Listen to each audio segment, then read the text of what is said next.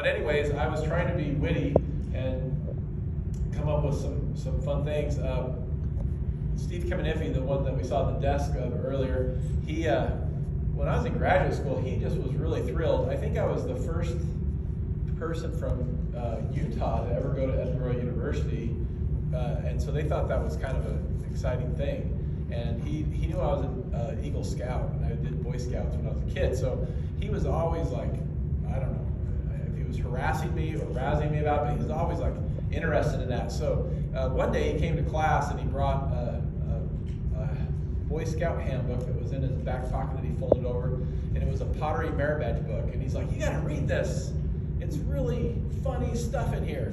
So anyways, I just said, "Oh, thanks, Steve." And then I kept it folded and I kept it in my Glaze book. And then years later, when I had this opportunity to go to SU, I was trying to come up with some interesting things to say, and I started to read through this book, and it was pretty hilarious.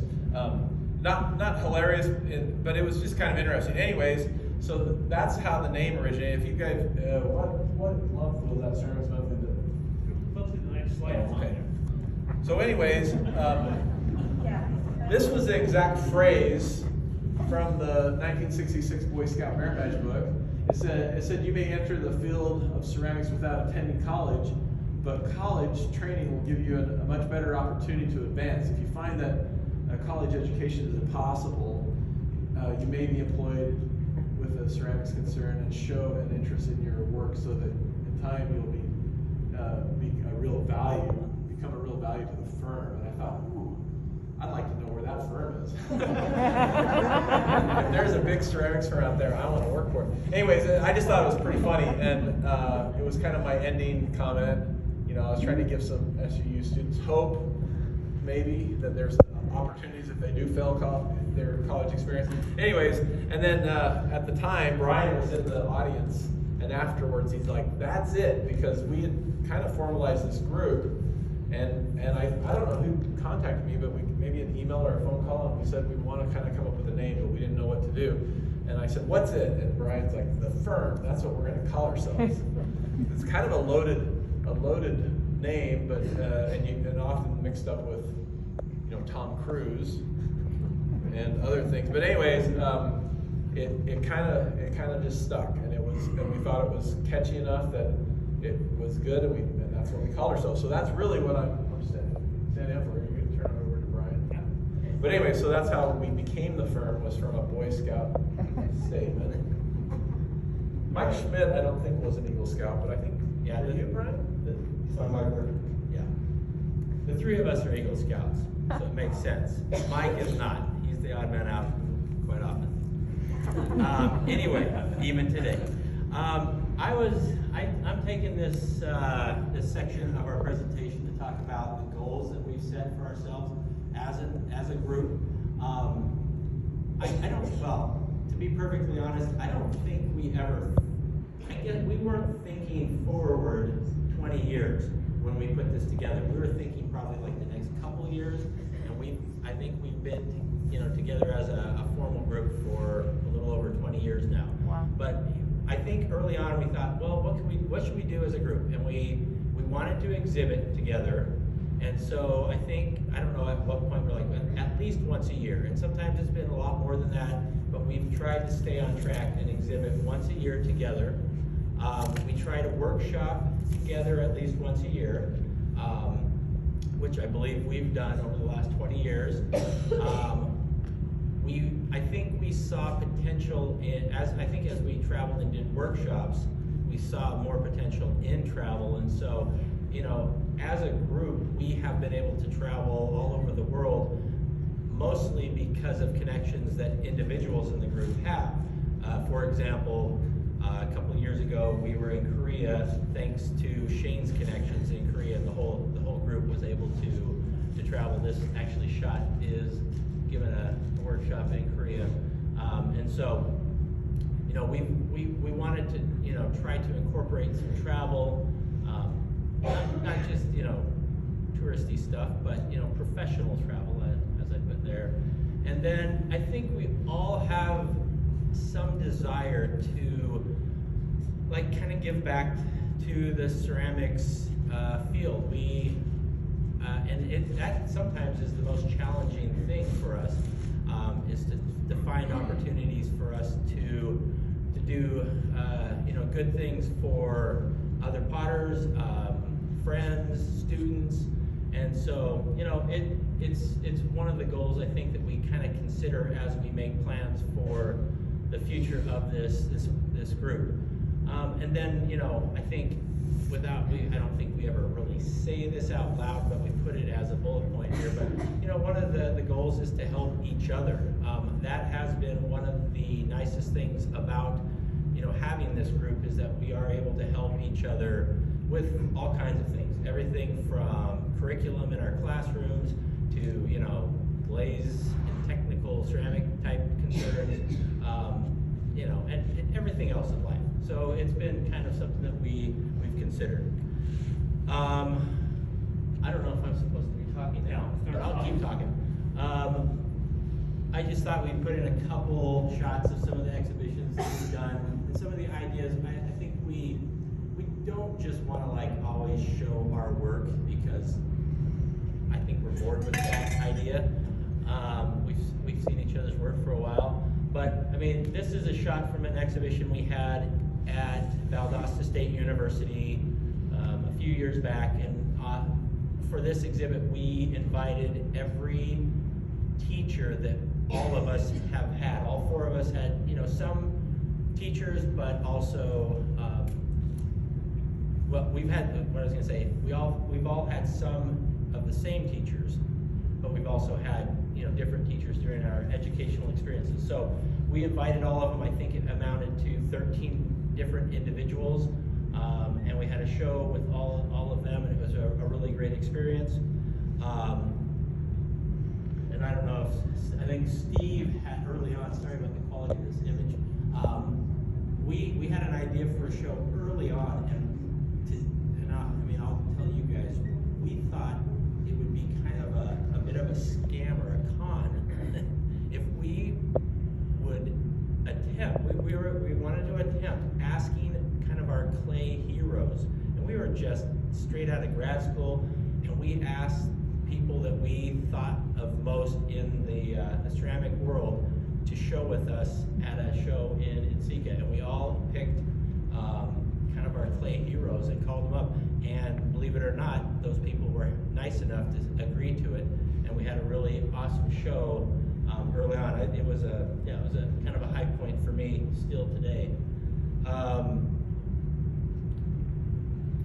couple of other kind of different type of things. This is a show we did in Seattle, which was what we called the Clay Cache. This was a few years back when geocaching was kind of more of a thing. Maybe it still is, I don't know.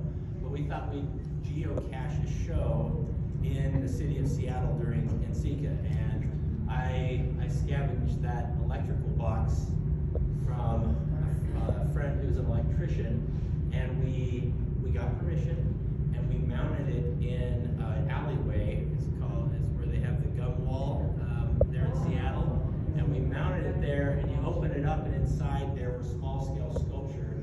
The idea was that people could come, we thought they'd just come and open it up and look at the work, but thanks to the geocaching tradition, people took our work and replaced it with other stuff. And so our work kind of disappeared over time and was replaced with different things. But over time, that installation and our show, that little electrical box, got completely covered with gum.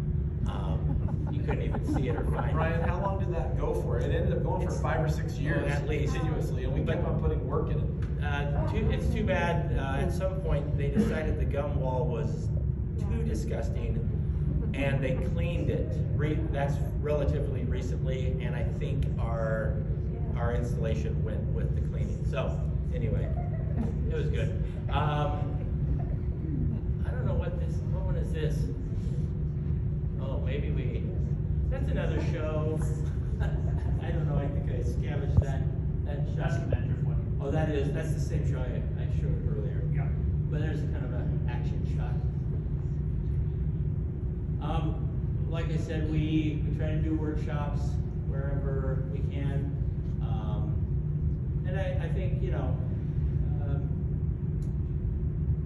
I say, if you need a workshop, let us know. We don't charge a lot of money usually.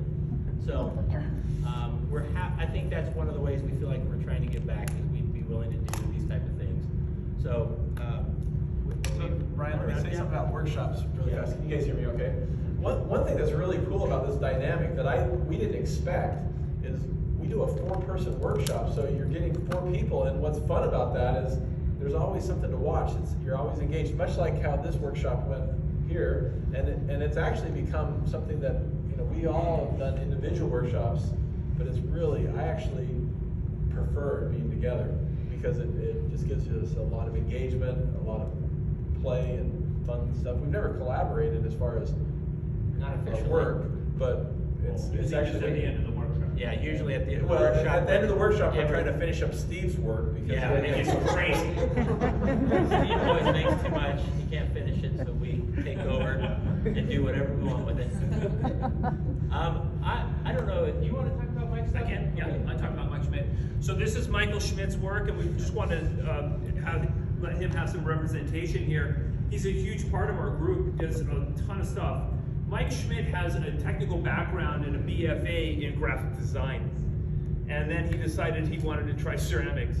So he stumbled across ceramics his last year or last semester, it might have been, really towards the end of his academic career as an undergraduate, and was really good at it, and like a lot of us, I think, kind of became enthralled with ceramics and wanted to see what would happen. So he continued the pursuit, continued to do graphic design, was working that way, and decided to apply for a technical position, the lab tech position at Edinburgh University of Pennsylvania. His professor had a connection with one of our professors, Chuck Johnson, who's teaching at Edinburgh, and he said, hey, we're looking for this technical, position to be filled. Do you have anybody? And he told Mike, and Mike said, well, maybe I could go do that. Like, I don't have hardly any experience, but I'll do it. And so he applied, and they hired him, and he said, okay, I'll go do this for a year or maybe a year with a second year renewable. And it turned out that they had a person in the graduate program that had been accepted drop. And so there was a spot open. And they looked at Mike's portfolio, they knew him, I think they had met him, they knew what they were getting, and they said, we'd like to offer you the position to come to graduate school and not be the tech, but to come to school here. We'll give you full ride, here you go. And he said, sure, let's do it. So he did it. we're sending a picture to Mike. Yeah, All right, good. just send a picture to Mike right now. So we know So care of him. he started really, and I think, I don't know if Mike would tell you this, but I'll tell you that he didn't have a lot of experience going into graduate school. But knowing Mike for as long as I have, and knowing how quickly he learns and how he throws himself into everything he does with such passion, and he was so passionate about this, like